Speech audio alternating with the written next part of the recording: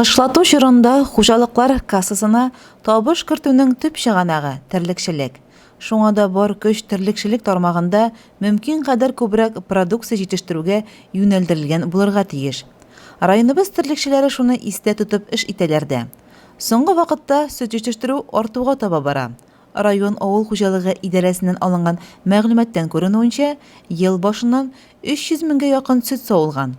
Узган ел белән чагыштырганда 25 мең центнерга күбрәк. Аеруча сөт җитештерүдә Урожай токымчылык заводы җәмгыяте терлекчеләре лидерлар рәтендә. Алар ел башыннан 73 мең центнер, көндәлек 221 центнер, бер сыердан 27 килограмм сөт савуга ирешәләр. Шулай гомуми күрсәткечтә Муса Гәрәев исемендәге, Куйбышев исемендәге, Маяк, Максим Горький исемендәге, 22-нче Партсъезд исемендәге кооперативларның, Урал җәмгыятенең терлекчеләренең дә өлеше зур. Шушы көннәрдә Урал җәмгыятенең Ырсай товарлыклы сөтчелек фермасына юл тотып, кичке савым барышы белән танышып кайттык. Маллар утарлардан фермаларга кайтарылды. Савымчылар йөгерә-йөгерә малларны кичке савымга әзерли башлады. Бар җирдә тәртип, чисталык, эшнең үз югарылыгында башкарылуы күзгә ташланды. Маллар кайтканчы ук аларына молдан азык салынган. Фермада 1709 баш эре мөгезле терлек асрала. Шуларның 550се савым сыеры. 10 ай эчендә 26 мең центнер, көндәлек 86 центнер, уртача һәр сыердан 16 килограмм сөт савылган. Гомумән алганда хуҗалык кышлату чорына һәр елдагыча зур әзерлек белән кергән.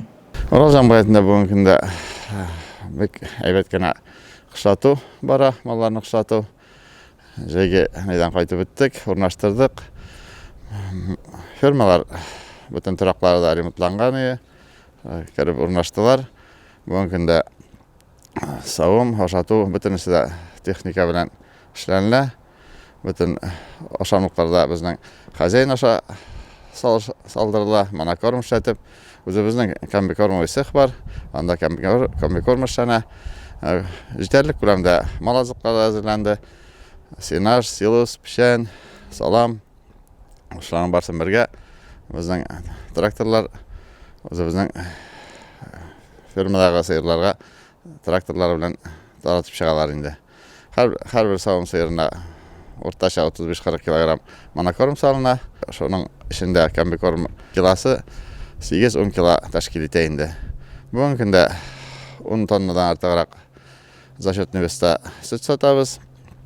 Быел әле бүгенге көндә 4 группа тонна савабыз, 5-нче группа декабрь аенда бәйләнергә тора. 250 баш тонна керде дип эшләргә була инде. Коллектив тату бердәм. Эшләүчеләргә яхшы эш шартлары тудырылган, дәртләндерү чаралары каралган. Әйбәт эшләүчеләрдән инде безнең савымчылар барсы да әйбәт кенә эшләйләр. Шуларның арасыннан әйтеп үтәсе килә инде. Шәхестән Венера, Мисагы Төгелниса, Гелмуттинов Флорид, Таналар группасын караучылар. Гилманов Радис, Сахапова Зөлфәләр бик әйбәт эшләйләр. Эшләр өчен бөтен мөмкинчелекләр тудырылган. Неләргә даяркларга вакытында эшчеләргә барсына да зарплата, эш хакы бирелеп барыла.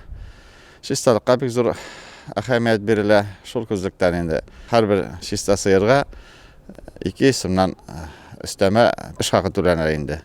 Шулай булгач, быел Алла бирсә сөтләр артыр, зарплаталар күп булыр дип өметләнәбез.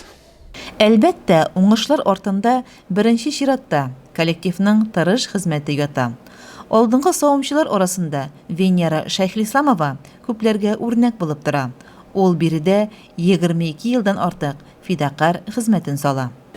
Мин шушы хуҗалыкта 1998 елдан бирле эшләйм инде. Башта яшь бузаулар карадым. 2006 елдан сыер савырга күчтем. Группамда 50 сыер. Былтыр яңа таналар бәйләдем инде. Әлеге вакытта 700-дән артык сөт савам. Коллективта 14 даярка эшләйбез. Коллектив дружный, яшьләр. Основном инде яшь кызлар эшләйбез. Эш шартлары эшләгән кешегә бар инде. Ай сайын акчасын түләп баргач. Рәхмәт. Хуҗа жетекчилерine indi ой сайын зарплатаны берелер. Менә сез бит инде алдынгы сыер савышы. Ничек менә шул алдынгылыкка ирешәсез? Сире белән инде бармы? Сырын ичик инде сыерларны яратырга керек. Тырышып эшләргә керек. Шулдыр дим мин инде. Эшеңне яратсаң, һәр вакытта да бөтен җирдә дә алдыңгы баласыңдыр дип уйлыйм. Яшь үрчимгә дә биредә зур игътибар бирелә. Әгәр элек яшь бозаулар үлеменә күпләп юл куелса, бу проблема бүген хәл ителгән. Бозауларга аерым уңайлы клеткалар ясалган, яхшы микроклимат тудырылган. Әйе, эш режимы дөрес оештырылгач, эшләүче кешеләргә уңайлы эш шартлары тудырылгач, хезмәт хакы вакытында түләнгәч, бар җирдә дә тәртип булгач, күрсәткечләр дә яхшы. Алдагы көннәрдә дә шулай булып калсын. Уйлаган уй-планнарыгыз тормышка ашсын.